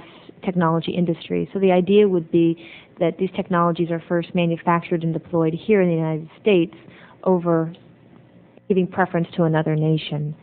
So, and again, I will have to look at the language of the bill, but I just want to make sure that, we're clear in terms of meeting the goals or not meeting those goals. I'm still struggling with the concept. I think if ARPA-E succeeds in finding breakthroughs, and the biggest problem is they can't produce enough to fill market demand, that'd be a really good outcome. Okay, that'd be a fabulous outcome, and maybe at that point Congress can look at allocating that. But that would be the best success that we could hope for, is that we find a breakthrough that the entire world is rushing to grab onto and deploy because it offers huge advantages over fossil and nuclear and everything else that's out there. I think that'd be a very happy circumstance for us to see.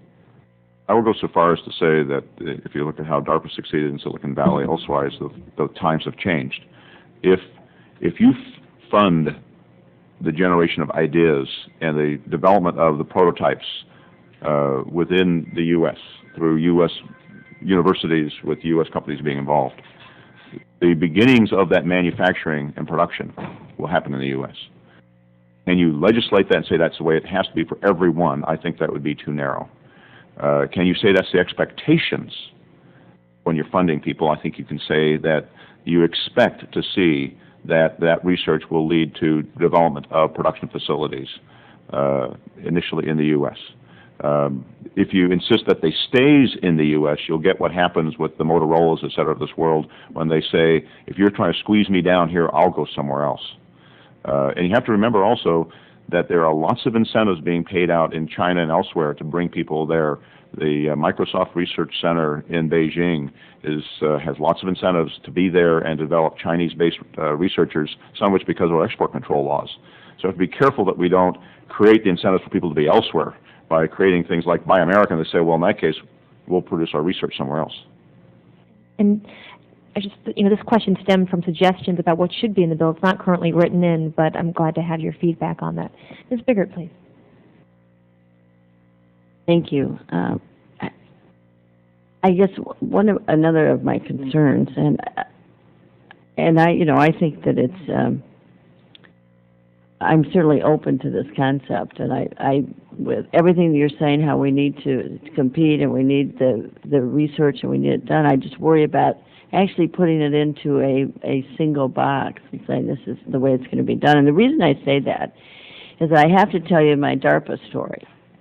And I had a group come in to see me, and they were scientists who were had spinned off from argon.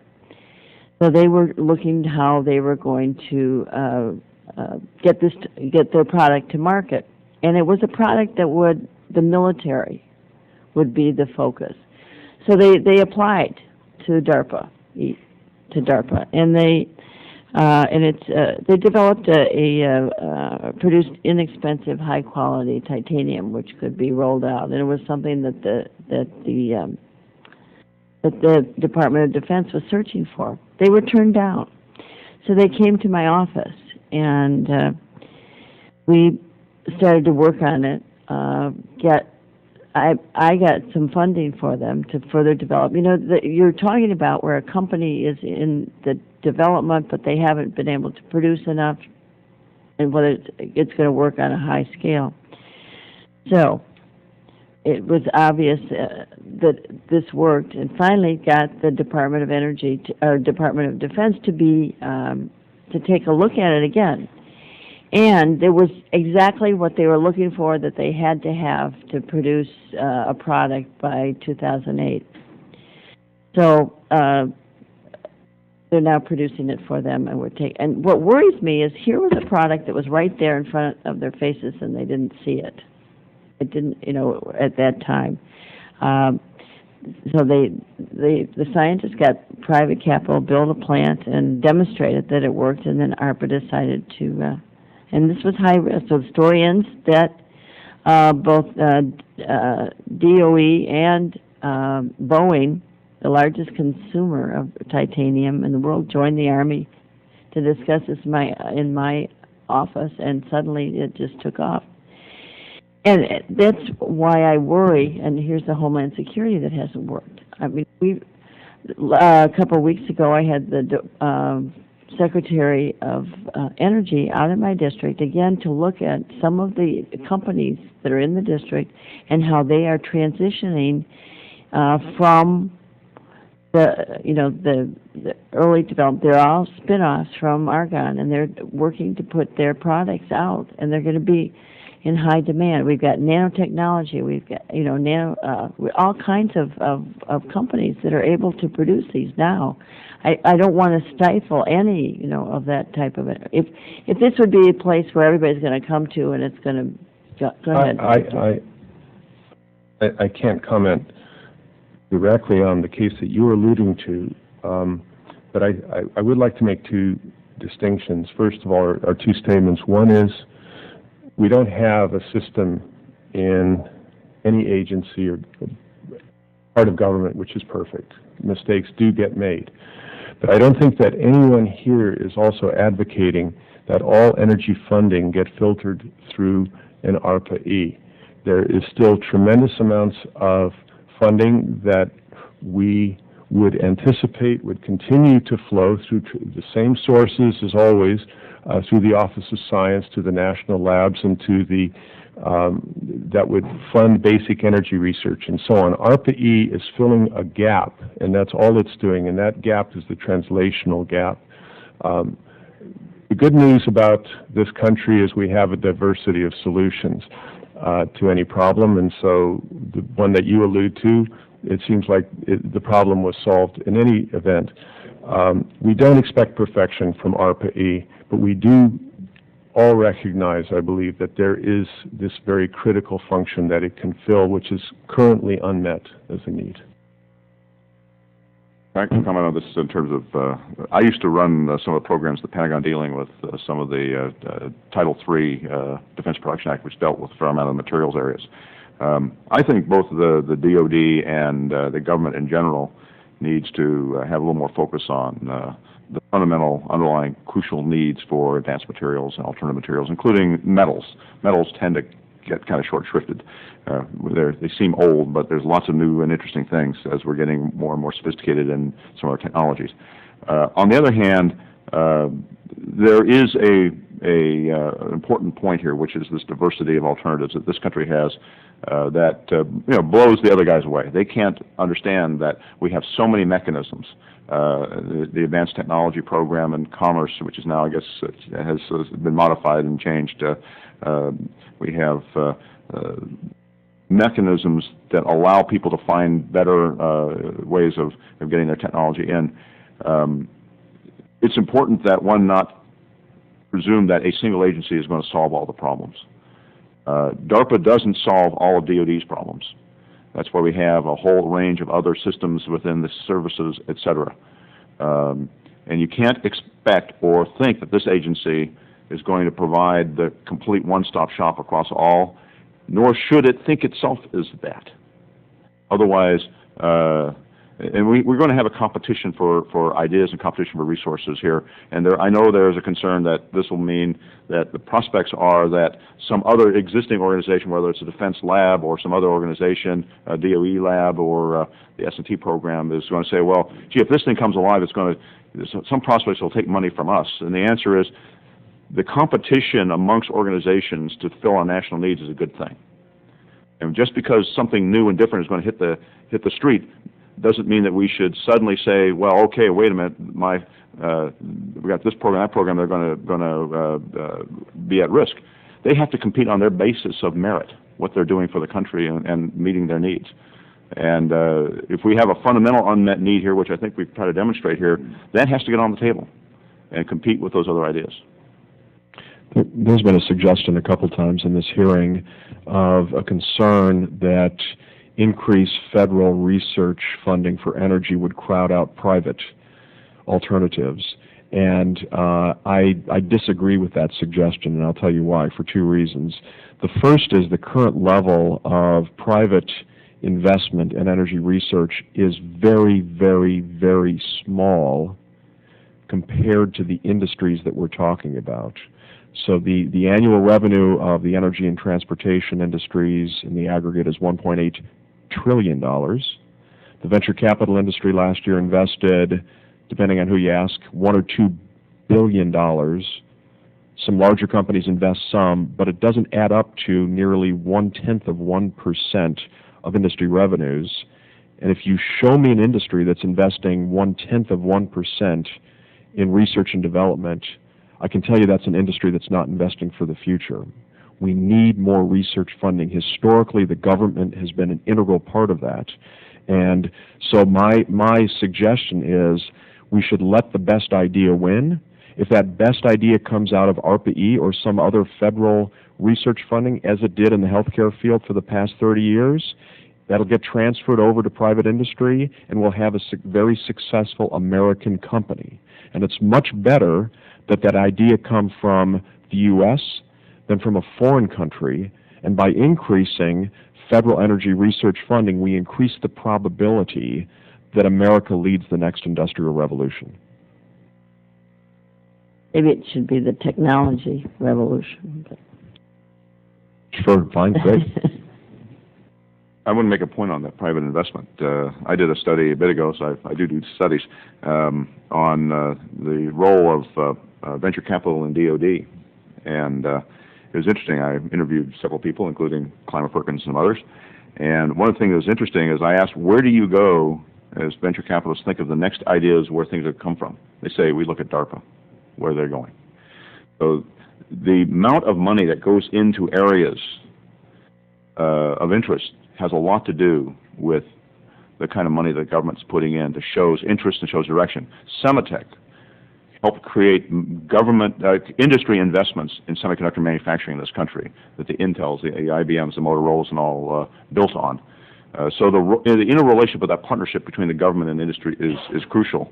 And we have to realize that that's now happening around the world. So we're in a competitive race when you see what other governments are doing to encourage that R&D and that technology development. That is based upon their interest in achieving their competitive status versus us. And we have to realize this is now a hyper-competitive world in these areas. And if we want to rest on our laurels, we're going to have to be worried where we're going to be in 15, 20 years. Well, 50% of GDP in the last 50 years is the result of research and development. So we have got to continue with this. Thank you very much. I yield back. Thank you. In Chairman Gordon's absence, I'd like the panel to address his question that he talked about in terms of recruitment of dollars. A provision in the bill calls for the Secretary to develop procedures to recoup the federal share of commercially successful projects under ARPA-E and gives the Secretary authority to waive the provision. So I'm curious if members of our panel think that's a good idea or not a good idea, and why. Maybe I can start off. I'm concerned about this provision. Essentially, you want to encourage new technologies to be stood up, but you're putting a clause on them that essentially allows recapture up to a 20. And I think that's a burden that we should not impose on new ideas and new technologies. Somebody's going to have to pay that bill, and it's going to be discounted on day one, right, as that technology is stood up. Everybody's going to know that it's going to have to get repaid at some future date, and it's going to be a burden on the stand-up process. We have not imposed recoupment on federal R&D. I think, frankly, it's been a very smart strategy on our part. We capture the cost of the great new technologies we stand up through the R&D process, through the tax system. We stand up small companies, they become successful, we tax them at a pretty tough corporate rate. That's the way the government operates this way. We don't tax the new technologies. We don't want to discourage new technologies. Let's just recoup it to the tax system at a later stage. So I'm concerned about this. Now, in my view, the immediate problem that we've got is adequate revenue to stand this thing up at the beginning. A recoupment clause is not going to help solve that problem. It's a much later stage recovery problem. Now, there is, at some point, I trust in the next few years, going to be some kind of cap-and-trade macro pricing system that's imposed on various energy-dependent sectors in the United States. That cap-and-trade proposal is going to raise very significant income through the initial auctions, and auctions continue on an annualized basis in the bills that are currently in front of the Congress. Typically, the government's recovery at the initial auction stage is comparatively low. You want to give people time to transition, but that recovery goes up over a period of time.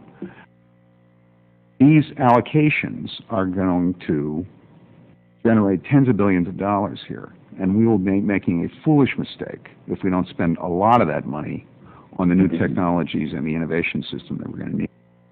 So I think that what we have here is an interim problem between now and then to stand this thing up with adequate revenue. There may be some other revenues in the royalties area that we could look at, which I know that some of the already. That seems to be a possibility. You may want to consider an initial 1-year sizable grant here. The country's going to have to spend a lot more money on R&D, otherwise we're going to cede the territory. Therefore, I know these investments are coming. I worry that a recoupment clause by taxing technology as opposed to successful companies is a problematic way to go. I would also like to chime in on that one. I have been fortunate enough to have been a partner in several companies that started up. One of the companies was financed almost entirely through the Small Business Innovation Research Program. It's called Sensors Unlimited. Over the years, it brought in probably a few $1 million worth of SBIR money. At the height of the Internet bubble, it sold for $700 million. The return to the federal government from that sale was the CEO of that company calculated something like 20 to 1 compared to the investment. To have unfettered investment is very important. I would also like to say that I have seen these type of clauses in state law very often they get tangled up in the agreements that companies already have with their primary investors, because there's payback clauses there too. And so what happens is the government now becomes a competitor against the private sector when it does this sort of thing. And it's very, I think, detrimental. Many grants like that from the state that I'm in today have come under question and have been turned back and have not been accepted. I think this is a damper on real innovation. The federal government has been an excellent partner in driving innovation, understanding that by creating prosperity, it gets all the returns it needs. And to try to do this in a micro way with a specific program, I think has a detrimental effect, a dampening effect. I would echo Dr. Forrest's comments. I urge the committee to pass a bill with significant increased funding levels. I know this is hard, high degree of difficulty, but significant increase in funding levels and no recoupment. You'll see my comments in my written remarks. I pity the ARPA-E director with a recoupment clause, because now there are two missions that stand in conflict. The first is to race technologies and solutions to the market, but the second is to do it with ankle weights on.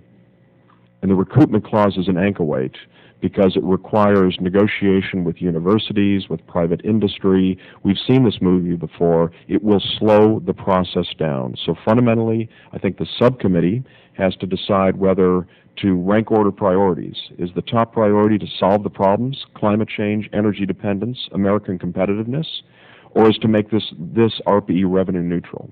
And for me, I have to express some frustration as an American, a voter, a taxpayer, that we find ourselves in a budget predicament where we're faced with a crisis and we can't find budget for it. It's tremendously frustrating. That's a different topic for a different day. I agree with Mr. Bonvillian's comment that if ARPA-E succeeds and we create breakthrough technologies, the federal treasury will be repaid many times over in the form of income tax and payroll tax revenue. And if you want to recoup, then earmark those tax dollars, send them back to ARPA-E. That's the way to repay ARPA-E without putting ankle weights on from the get-go. There's quite a bit more complication to this as well. I agree with the comments that were made up to this point. Who's going to pay that recoupment? Is it going to be Google? Cisco? Is it going to be Sun Microsystems? For many of the things that people are using that were funded by DARPA, the first guys who got the money weren't the guys who succeeded. The guys after that, or the guys who built on that, or the guys who spun off of that, you can't track that. You can't evaluate that. There are a few. There are a few. If you go to Qualcomm and Herb Jacobs, he'll tell you, I got my money from building up the TDMA, came from DARPA, working on a defense problem, working with the Defense Department, and you know that Qualcomm's paying the government back handsomely in terms of its revenues and all that's making today. The crucial problem here is the recoupment assumes that there is a linear relationship between the dollars in and the results out. It's not linear in terms of the dollars, and the 1% of the guys who succeeded makes you $1 billion, but those guys may not have been the guys who got the original money. In fact, finding that and tracking that, there'll be a lot of deniability here. The DARPA was over there somewhere, but I forgot all about them. So you have to be that. I don't see how that works. Couple final questions. In terms of, and something that all of you talked about, the independence of ARPA-E, how do we actually ensure that? And what have we learned from even the congressional pressures that DARPA has experienced over time? How has DARPA insulated itself, and how, if possibly, can we write into the bill that ARPA-E is kept really, truly independent? Let me speak to that first, because I've actually addressed that issue a couple of times. You can't legislate independence. You have to raise the expectations that it will be independent, but you have an oversight role in Congress. So you have, there is a fundamental oversight role in terms of the budget and in terms of expectations. You can state that the organization should be independent of specific and identified entities within the departments through the management structure. You can't guarantee that the bureaucracy will leave it alone. HSARP is a great example of that. But I do think that you can manage it and you can evaluate it based upon the degree to which it has demonstrated results. The basic way that DARPA has managed to keep itself at least less prone to earmarks than other organizations is it can demonstrate that what it's already doing is so impactful, so necessary, that they've been able to convince the Congress and the staffs that you shouldn't start throwing more stuff at it and diverting it. Though there have been some very big earmarks put on Congress, ranging by Congress on that went into DARPA, including Sematech. So it's not that it's been completely independent, but it hasn't been completely dependent either. The other issue is it doesn't come back and ask Congress to help it with money. It puts its program out there and says this is what we want to do, and it doesn't say, it's not hurting for money, so it keeps saying put more things in there. I think having a definitive, well laid out charter and mission and a permission to implement that is the best way of doing it. It's very hard to legislate that except to set the expectations of the independence. One model which the committee I know has been thinking about is the wholly owned government corporation model.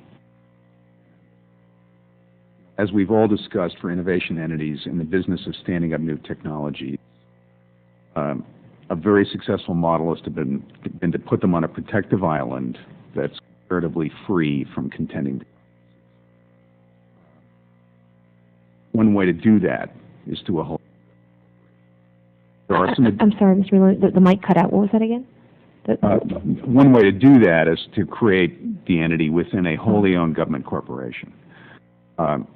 Locating an ARPA-E in a corporation would assure it significant hiring flexibility, competitive salary structures, a certain freedom from, congressional earmarking and interference,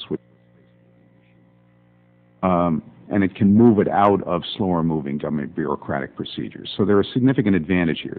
Some of those you can fix in a statutory structure, including the contracting, some of the employment speed issues, but it's an easier model for the stand-up process. Now, there is a big issue here, which is that you have to have a bridge back to leadership. If a wholly owned government corporation is facing tough, contending interests with political power, and let's face it, that's in the energy field in spades, it is difficult for it to maintain its independence and to assure its ongoing viability, and particularly to obtain ongoing, maybe battles about this ongoing. So there are advantages to the model. The way in which you make the model work, hopefully, and it's not simple, is to make sure there is a very strong bridge back to political leadership that is prepared to have a stake in the entity, understand it, back its research efforts, and provided a certain kind of political screen and protection in the process. Getting that balance right will be crucial. Otherwise, you're just going to have an island out there. But I do throw that out to you as a possibility you may want to consider.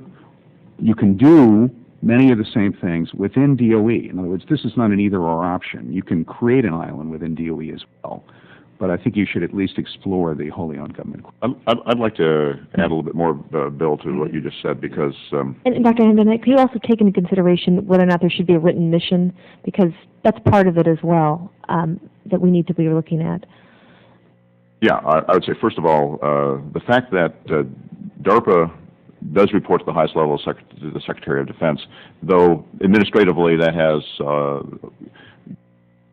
linked it more to the Office of the Acquisition Technology and Logistics. The DARPA director still reports to the Secretary of Defense. And his mission, if you will, if you go to the mission, is to achieve the goals of the Secretary as related to the goals of the President. It's not to meet service goals. It's not to meet individual goals of a particular sub-organization. And I think the mission relative to sustaining U.S. leadership in energy technologies for both security and for climate change is a fundamental issue that should be the issue, the mission of this organization, and it should report to that mission at the highest level. And it's at that highest level, not through all these other mechanisms and bureaucracies, sub-tiers, et cetera, that you maintain that independence. Keep it out of the bureaucratic strains, the bureaucratic structures. As we said, ARPA failed because it was part of and embedded in and had to report budgetarily through all those other mechanisms. While DARPA informs the DDR&E about its budget, it sets its own budget in terms of how it allocates its dollars. It doesn't have to get approval from anybody as to how it allocates those dollars. That's crucial. And that is something which is set not by legislation, it's set by administrative expectations within the organization in terms of ensuring its independence. And the Secretary protects that. My final question, I know we've kept you here for a couple of hours, but this is, I think, really the meat of it. The Gathering Storm report calls for the ARPA-E to authorize $300 million for the first year and then quickly escalate up to $1 billion within 5 years.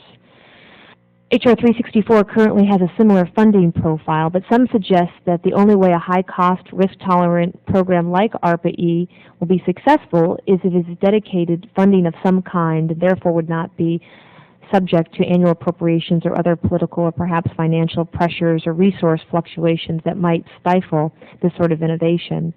So I'm curious whether or not this level of investment prescribed in H.R. 364 matches the magnitude of the challenges that we've talked about, and whoever wants to start. I'll repeat what I said before, which I think it's dangerously deficient. I think if you look at, again, the scope of the crises that we face, the scale of these industries, energy and transportation, $300 million pursuing change, well, ARPA-E, the current draft of ARPA-E says first year $300 million going up to $915 million in 2012. It is to go to fossil, nuclear, renewable. It's at all stages of energy research, basic demonstration, and by the way, it's recoupable. It doesn't. When you put all those factors across what the statute is proposing, my fear is it's not going to do very much at all. It is $300 million on a $1.8 trillion industry is a rounding error, and we just have to do better if we want to place solving our crises, our energy crises, as a top national priority. I hope we can do that. Let me just give you a little perspective that builds on that $2 trillion number. If this were a business, now John will know more about this than I do, but most high-tech businesses, technology businesses, or businesses that are really involved in the next generation of whatever product they're making, typically about 5 to 10% gets plowed back into R&D. So you can assume that $1 trillion is bringing in about $100 billion of money to make change. But unfortunately, it is really to embed. Most of that money is coming in through the oil industry, so it's being invested to make sure that we have oil into the future from whatever source. So if we're going to counter that with renewables, for all the reasons that we've talked about today, we have to at least get on the map. And while there is always a startup problem, how do you spend money wisely? You can't just put a lot of money on the table instantaneously. But there has to be a phase into something that really is equal to the problem. And I believe, like John does, that $1 billion is just woefully underfunded. Got it? You know, I know the budget problems that faces, and they are painful. How do you find $300 million and persuade the appropriators to allocate it $1 billion less. I mean, these are DARPA-sized problems. DARPA is a $3 billion agency, right? Anything, these are more dramatic in some ways than what DARPA faces. How are you going to pull that off? As I said before, I do think that there's a reasonable prospect over time that there are going to be significant revenues if we impose. Europe, the rest of the developing world is moving in that. I think we're going to have to, in some ways, fall into sync with that process over a period of time. So, I think there will be a significant revenue stream out there. It would be a tragedy if we didn't invest that revenue stream significantly in. But you've got a stand-up period in the interim, and I don't want to say that $1 billion is not worth spending. And $1 billion in earlier research stages can do a lot. But getting even to $1 billion is going to be a tough task. Obviously, you have to phase it in over a period of time. I would just urge you to think about other potential revenue sources that might. I guess I'm an optimist in the sense of saying that, first of all, you have to start things up. And if you're going to start things up, you need to do it in a focused way that gets things going on a success path. So I think if one could start with $300 million in a focused way, not try to take on everything, you would be doing something very good. And that probably would be, in my mind, probably starting $300 million on renewables. As the area where I think the most dollars can do the most advantage. Scaling then becomes an issue, and I think you do have a question as to how do you scale, and I think and what's the right amount of money. Too much money is also not a good thing. I think you want to have an organization that's somewhat lean. I think if they could scale up to $1 billion and then prove that they could do good with that, and then deserve more, that's fine. There's a point at which even DARPA agrees that more money is probably not a good thing in order to do what its unique role is. Otherwise, it's probably going way beyond its original charters into, in fact, development-type programs and projects as opposed to the kind of front-end advanced development proof-of-concept work. So maybe I'm a little different in minds in terms of where I think this fits in the scale of things. I think if we can get the $300 million, get something started in a focused way, sort of like the presidential initiatives when DARPA was first created, in terms of 3 key things, get that up and running, then say, all right, based upon that, let's move forward based upon our success path with the objective of at least $1 billion. And if we can go further than that, if it's justified, fine. DARPA didn't start off with a dollar bogey. DARPA started off with a problem bogey. And I think the problem here is that we have to focus on getting the momentum going. If there's a way of getting more money in at the start, fine. But starting with too much money could be a problem too. I'll use SDI as an example. Too much money. There is a problem of too much money chasing too few ideas. Right now we have lots of ideas out there. I think getting some money out there to start sifting and sorting amongst those ideas is crucial. Starting with $300 million, if that's what we've got, let's start with it. If we can get some more, 500, that would be good too. Just to circle back on that just very briefly, is we have to understand that the energy problem is probably, by all accountings, the biggest crisis that humanity is facing in this century. There are 6 billion people on this planet. 2 billion people today do not have access to electricity. Now that's not going to last for long. Those 2 billion people are going to be burning very dirty, the dirtiest form of coal and fossil fuels. If you think we have a problem now, it's only beginning. So we have to first understand the challenge, the level of the crisis. This country will find a way. I couldn't, as I said before, I can't tell you the right level of funding, but we really have to make it match the situation. We have to understand that the situation we're finding in ourselves today, both from a competitive, security, and environmental aspect. And if we do that and start marching forward, we'll find that right number. Well, I want to thank all of our panelists today for coming to testify. It was an incredibly interesting discussion and inspiring as well. We have a lot of work to do in knowing that we have the four of you for resources and knowing the direction that Chairman Gordon is taking this issue in, I think that we have a lot to look forward to. Under the rules of the committee, the record will be held open for 2 weeks for members to submit additional statements and any additional questions they might have for the witnesses. If there's no objection, the witnesses are dismissed and the meeting is adjourned. Thank you. Thank you very much.